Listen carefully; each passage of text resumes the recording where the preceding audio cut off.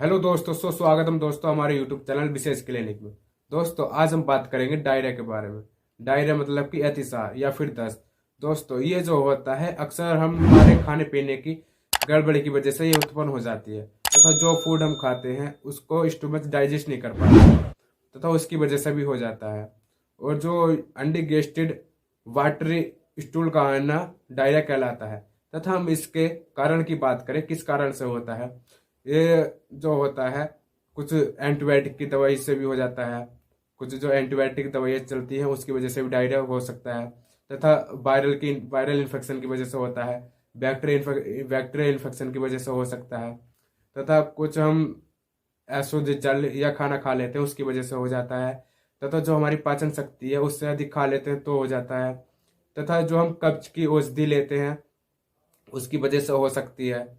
दोस्तों अब हम बात करेंगे इसके लक्षण की। इसके लक्षण क्या होते हैं?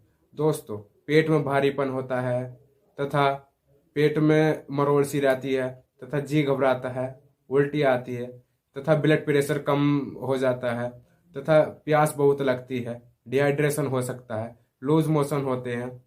तो ये सब कुछ इसमें होता है तथा ये इसके लक्षण होते हैं। दोस्तों डायरिया के पेशेंट को समय पर ट्रीटमेंट मिल जाए तो वो जल्द से ठीक हो जाता है तथा ये इस कंडीशन में पेशेंट सीवियर भी हो जाते हैं तथा इसमें हम फ्लूइड जूस दे सकते हैं तथा पुराने चावल का भात के साथ मूंग की दाल मिलाकर भी दे सकते हैं। और हाँ, डायरिया के पेशेंट को दूध भूल कर भी ना दें। अगर हम इसके ट्रीटमेंट की बात करें तो ट्रीटमेंट में आप टेबलेट लोमोफेन प्लस दे सकते हैं। इसके अंदर होता क्या है, इसके अंदर लोपेरामाइड हाइड्रोक्लोराइड 2 mg में होता है। इसको आप सुबह दोपहर शाम दिया जा सकता है तथा दूसरी टेबलेट को हम बात करें तो दूसरी टेबलेट आती है नॉर्फ्लॉक्स TZ के नाम से। इसके अंदर होता क्या है, इसके अंदर नॉर्फ्लॉक्सासिन तथा ट्रेंडाजोल होता है।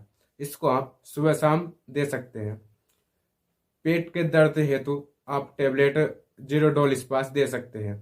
इसके अंदर होता क्या है, इसके अंदर मेफिनामिक तथा ड्रोटावेरिन होता है। फिर उसके बाद आप अगर पेशेंट को उल्टी आ रही है तो आप पेरिसेट MD दे सकते हैं। इसके अंदर एंड्रोस्टोन 4 mg में होता है। उसको आप सुबह खाली पेट तथा शाम को दे सकते हैं। इसको आप सुबह शाम दे सकते हैं तथा एंटासिड के रूप में आप कोई भी ओमेप्रोजोल तथा रेबिप्रोजोल सब चला सकते हैं तथा पानी के अब्जॉर्बेशन हेतु आप टेबलेट जीटोड चला सकते हैं तथा इस ट्रीटमेंट से भी उस पेशेंट को राहत नहीं मिले तो आप इंजेक्शन सेफ्ट्रिक्सोन मतलब कि मोनोसेफ 1 ग्राम सुबह शाम लगा सकते हैं तथा पेट दर्द हेतु आप एक्विडोल स्पास टेबलेट दे सकते हैं। इसके अंदर होता है, इसके अंदर एसिक्लोफेनिक तथा ड्रोटावेरिन होता है। इसको आप जब जरूरत हो तब ले सकते हैं तथा इसके साथ ही अगर फ्लूइड ज़्यादा कम हो गया हो, मतलब कि डिहाइड्रेशन हो गया हो, तो आप फ्लूइड भी लगा सकते हैं।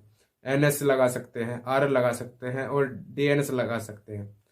और हाँ, अगर हमेशा ध्यान रखें अगर लूज मोशन हो रहे हो तो उस पेशेंट को अगर ज़्यादा फ्लूइड लूज हो गया हो तथा ब्लड प्रेशर ज़्यादा डाउन हो तो आप उसको D5 तथा D10 नहीं लगा सकते।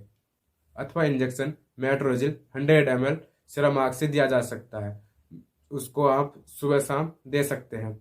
अथवा इंजेक्शन सिप्रोफ्लोक्सासिन तथा ओफ्लोक्सासिन OD दे सकते हैं, मतलब कि दोपहर में दिन में एक टाइम दे सकते हैं।